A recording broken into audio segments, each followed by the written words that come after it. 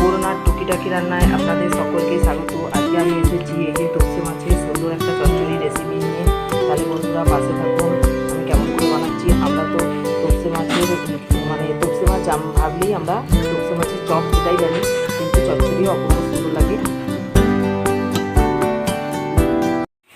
আজকে আমি বানাবো তপসে মাছের সুন্দর একটা রেসিপি, আলু দিয়ে তপসে মাছের। তা তপসে মাছটাকে দেখুন ভালো করে ধুয়ে আমি কেটে পরিষ্কার করে নিয়েছি, একদম কেটে নিয়েছি। এবার এর মধ্যে আমি দিয়ে দেবো ভিনিগার। ভিনিগার দিয়ে তপসে মাছটাকে ভিজিয়ে রাখলে পারে তপসে মাছ ভাজার সময় ভেঙে যাবে না। তাহলে আমি প্রথমে এখানে 2 চামচ ভিনিগার দিয়ে এটাকে মেখে রাখবো আধ ঘন্টার জন্য। দেখুন এতে ভিনিগার দিয়ে দিয়েছি। এবার এই ভিনিগারটা দিয়ে ভালো করে এরকম করে মেখে রেখে দেবো।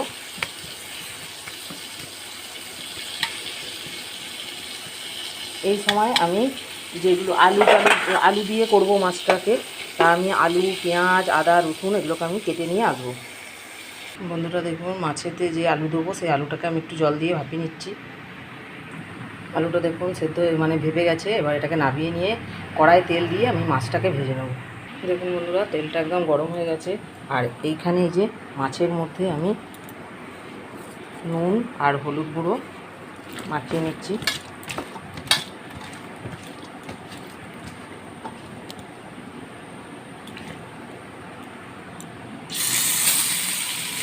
একটু তেলটাকে ভালো করে গরম করে নিতে হবে।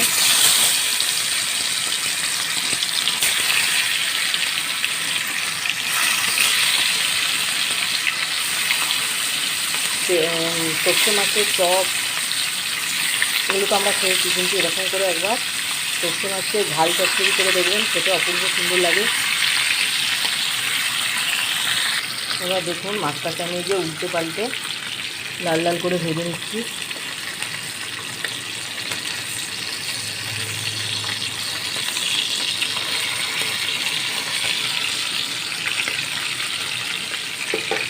সব মাছগুলোকে এবার উল্টে নেব। দেখুন তপসে মাছগুলো লাল লাল হয়ে ভাজা হয়ে গেছে। এবার এগুলো আমি তুলে নেব আর সেম পদ্ধতিতে বাকিগুলোও ভেজে নেব। মাছগুলো প্রায় ভাজা কমপ্লিট হয়ে এসছে, এইগুলো ভাজলেই হয়ে যাবে। আর এই যে ভাজা মাছগুলো আমি একটা বাটির মধ্যে তুলে নিয়েছি। মাছগুলো সব ভাজা হয়ে গেছে। এবার এই তেলের মধ্যে আমি পেঁয়াজ ভাজতে দিয়ে দেবো।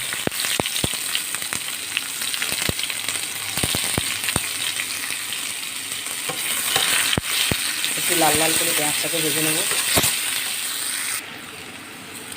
পেঁয়াজটা প্রায় ভাজা হয়ে এসেছে, আর 2-1 মিনিট নেড়ে নেব। নিয়ে এর একধারে আমি রসুনটা ভেজে নেব।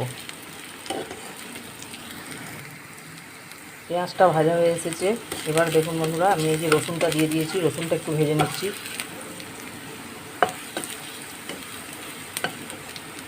এবার রসুনটাকে পেঁয়াজের সঙ্গে একটু ভেজে নেব। এবার এর মধ্যে আমি টমেটো দিয়ে দেবো। টমেটোটা দিয়ে দিয়েছি। দিয়ে এর মধ্যে আমি দিয়ে দেবো সামান্য করে নুন। এবার হালকা ফ্লেমে এটাকে ভালো করে ভাজতে দেবো।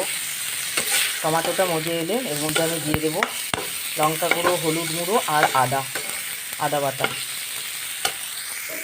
দেখুন লঙ্কা গুঁড়ো, হলুদ গুঁড়ো আর আদাটা দিয়ে আমি ভালো করে একটু ভেজে নেব। এবার ভাজা হয়ে এসছে। এবার অল্প জল দিয়ে মশলাটাকে ভালো করে কষিয়ে নেব।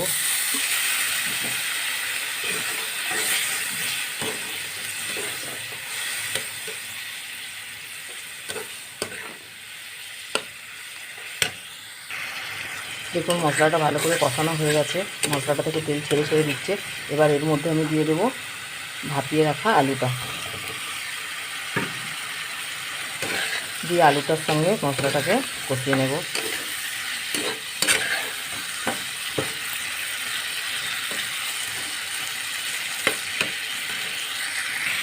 আলুটার সঙ্গে মশলাটাকে ভালো করে কষানো হয়ে গেছে।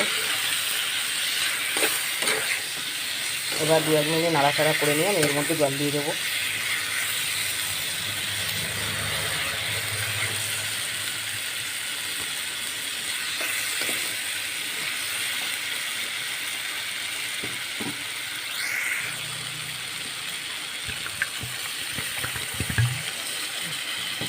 এবার আলুটাকে সেদ্ধ হতে দেবো ঢাকা দিয়ে।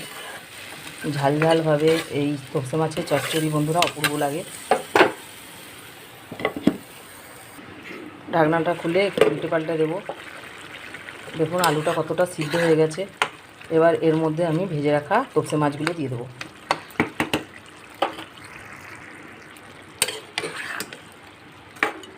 এগুলো আমি ঝোল ঝোল করবো না, গায়ে গায়ে করবো। এবার একটু ঢাকা দিয়ে রেখে দেবো, 2-1 মিনিট ফুটতে দেবো। তারপর একটা জায়গায় ঢেলে আপনাদের দেখাচ্ছি। তপসে মাছের চচ্চড়ি আমার একদম কমপ্লিট হয়ে গেছে আলু দিয়ে। দেখুন বন্ধুরা, একটা পাত্রে সাজিয়ে নিয়েছি, কতটা সুন্দর দেখতে লেগেছে দেখুন। খেতেও লাগে অপূর্ব সুন্দর। আপনারা নিশ্চয়ই বাড়িতে ট্রাই করবেন। আর ভালো লাগলে আমাকে লাইক শেয়ার সাবস্ক্রাইব করবেন, অবশ্যই কমেন্ট করে আমার পাশে থাকবেন। আপনারা সুস্থ থাকুন, ভালো থাকুন।